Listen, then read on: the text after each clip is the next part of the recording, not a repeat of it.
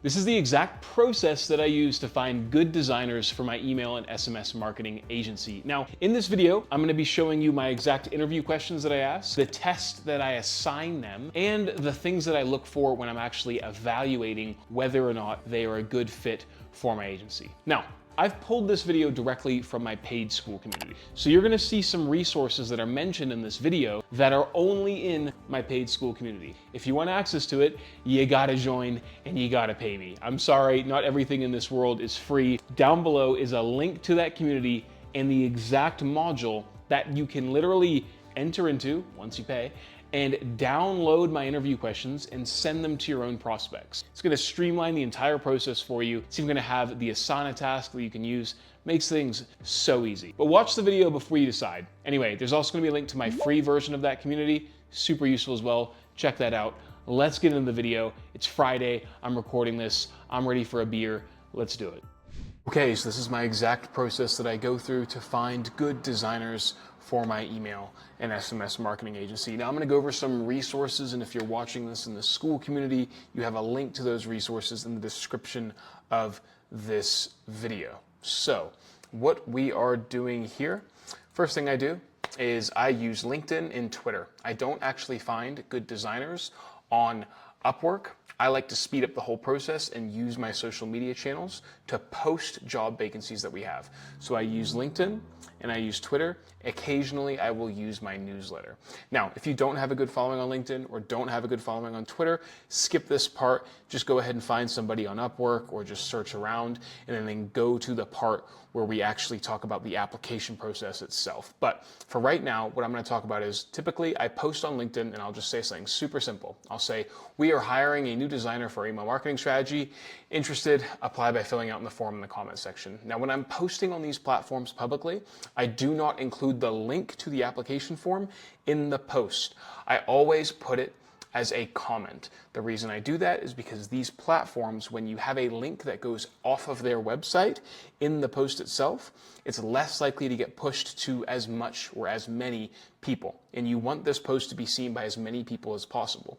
So do not link people off of the website in the post itself. The exact same thing can be said for Twitter.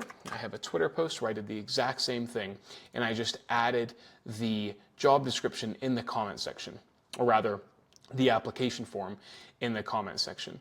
I'll see if I can quickly find this. Here it is on Twitter, exact same thing. I just copy and paste it onto Twitter, and then I put the application form in the comments, and I made my requirements known. For example, you must be able to work in an EST time zone, okay? They apply by filling in the form, okay? Send them to the application form. Put it there. You can see this got 1,126 views. This post here got 4,000 views. That's awesome. That's a good pool of people who can apply. They click this. Now, this job application form, I have created a version for you guys. It's in the description of this school community video. If you're watching this somewhere else off of the school community, I'm sorry, you have to be part of the school community to get access to this file. But if you're in it, cool, you have it. And so what I say here is I say email designer job application, and I say answer all the questions. I ask for their email address. Really important, you ask for their email address. Honestly, if you're in the school community, just make a copy of this, to be honest. You ask for it here because even though they put their email in, sometimes it doesn't capture that in the sheet. So you say, what is your email address? They answer. And then I say, where are you located? And I say, note, this job is only for those in Central and South America. If that's your requirement, cool. If it's not a requirement, change it to be removed. Just try and find somebody who's within your time zone, okay? Next question I say is, have you worked with Figma before?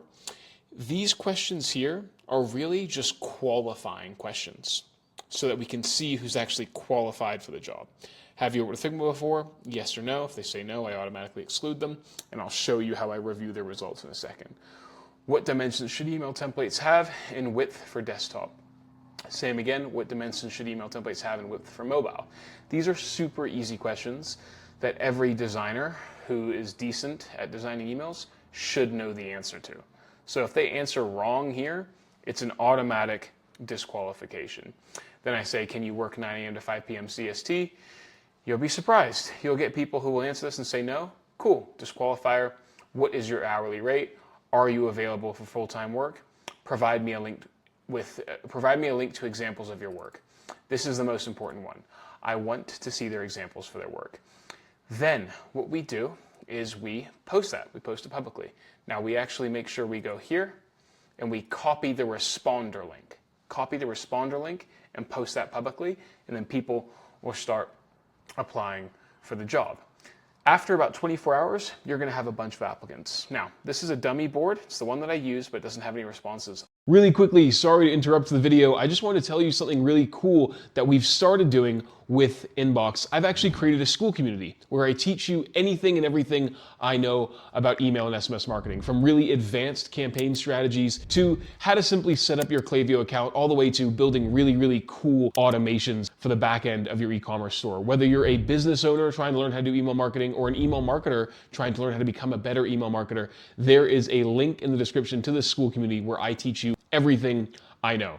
Check it out. It's worthwhile. Book a call to have a chat with me to see if you're a right fit for the community. And if you are, I'd love to get you in there. Anyway, sorry for interrupting your video. Let's get back to it. Let me show you a board that we used just recently for a designer that we hired that we got a bunch of responses. As you can see, we posted and we got 38 responses, okay? Now, I could click this response button, but instead, I'm gonna go and do this. I will go click responses and I'll click view in sheets. And this puts all of their responses in one big sheet for me, okay? And you can instantly see we have a bunch of qualifying questions that people are missing out on, right? Like for example, this person here said that an email should be 640 width for an email template. Interesting, so that's disqualified. Not hired. Same again for this person here, 1980 by 1080. Not hired, removed, right? Basically, all I do is I look at this sheet here. I make sure their results are all popped in properly. And then I also just go ahead and create filters. So if there's anything that says, I create a filter here, can you work 9 a.m. to 9 to 5 p.m. CST? I just look for anybody that says no, so we don't have any, we're good. Are you available to work full time? Did anybody say no? Nope, we're good. And basically I just filter those people out. Then I look at their work, examples of their work. And then I just basically click these links. More often than not, we can get a pretty good idea of how good of a designer they are just by looking at their template designs right here.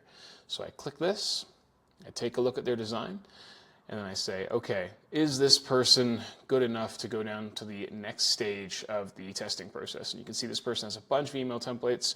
We look at their designs. Do we like them? Let's assume that we do. Yep, we're happy with these designs. And I literally just go, yes. I mark them as yes, okay?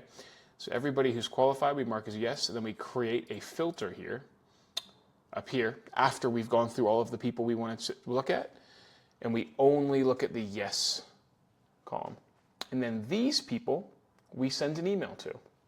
Now, what does that email actually look like?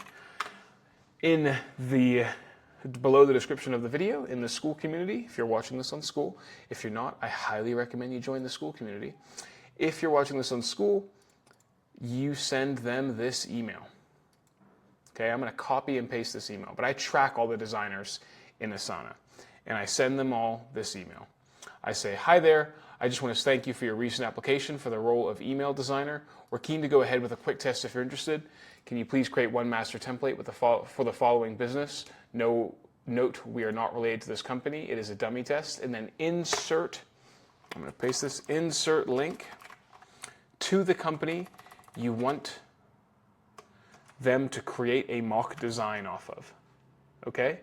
Insert the company link. I do not recommend using a client for this, because if a client finds out that you're testing designers on their work, it can cause problems. Just find a well-known company that everybody knows and ask them to create a master template off of that company's website. Tell them you'd like both a mobile and a desktop version. Ensure they have both of the following sections: header image, body copy, categories for view, highlight, social channels. Note, you're also going to say, personally, I like to pay everybody if they do a test. totally up to you. I think it's the ethical thing to do. So I tell them, this is a paid test, so please track your hours. However, I do not expect to take more than 1 to 1.15 hours. That's the reality of it, okay? Most email designers should be able to complete an email design in 1 to 1.5 hours. I also just include some notes about the role. You might want to change this according to your requirements, but I said we'll be starting you at XX an hour, so however much you want to pay per hour. Following a trial period at part-time, we can then move you to full-time at XXX per month with opportunities for an increase in the future as well. I say you must be able to work in a US time zone. You must be able to speak in conversational English. If that works for you, let me know and I will assign you a task in Asana. You can literally copy and paste this email and send it to these people. You have it in the description of the video, okay? Copy and paste it, and then I send that off. Then, the moment they say, yes, I'm interested, and you'll be surprised. You'll send this to a lot of people, and about 50% of the people will probably respond and say, yes, I'm interested, okay?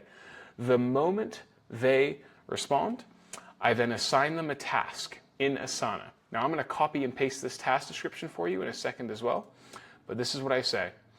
I say in the description, the task description is in Asana, in School Community for you. It's in the video description just below this video. I say, here is the task for the email design role.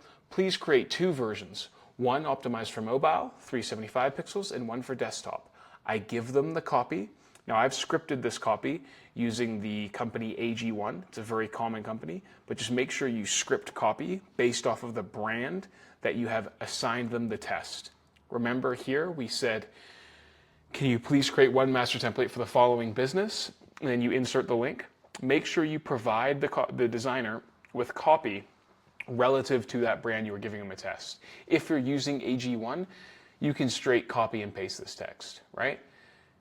And then I go ahead and I just assign them the task. I just assign it and I assign a due date and then I review their work. And I test a bunch of people. Now keep in mind, I'm paying these guys for these tests, so make sure you're not like spending hundreds of dollars on tests just to find one person. I mean, you can if you have the budget for it. Personally, like right now, we're running tests with like 1, 2, 3, 4, 5, 6, 7, 8, 9 people. It's going to cost us a couple of $100 just to run these tests here. I like to do it that way. I like to pay people. That's just my take. That's how I do it. And then I review their work. And then from there, I decide who I'm going to hire. And then I gradually get them on projects, right? Now, we have very clear SOPs on how to design emails, but this is how I find good designers for my email marketing agency. If you have any questions, we'll see you in the group calls.